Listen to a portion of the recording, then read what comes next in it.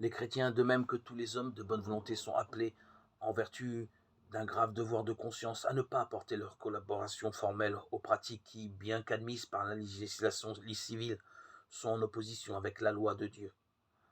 En effet, du point de vue moral, il n'est jamais licite de coopérer formellement au mal. Cette coopération a lieu lorsque l'action accomplie, ou bien de par sa nature, ou bien de par la qualification qu'elle prend dans un contexte concret, se caractérise comme une participation directe à un acte contre la vie humaine, innocente, ou comme l'assentiment donné à l'intention immorale de l'agent principal. Cette coopération ne peut jamais être justifiée en invoquant le respect de la liberté d'autrui, ni en prenant appui sur le fait que la loi civile la prévoit et la requiert. Pour les actes que chacun accomplit personnellement, il existe en effet une responsabilité morale à laquelle personne ne peut jamais se soustraire, et sur laquelle chacun sera jugé par Dieu lui-même. Romains 2, 6, 14, 12. Refuser de participer à la perpétration d'une injustice est non seulement un devoir moral, mais aussi un droit humain élémentaire.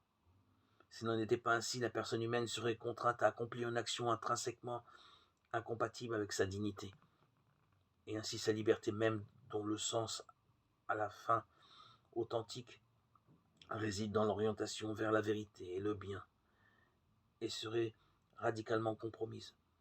Il s'agit d'un droit essentiel qui, en tant que tel, devrait être prévu et protégé par la loi civile elle-même.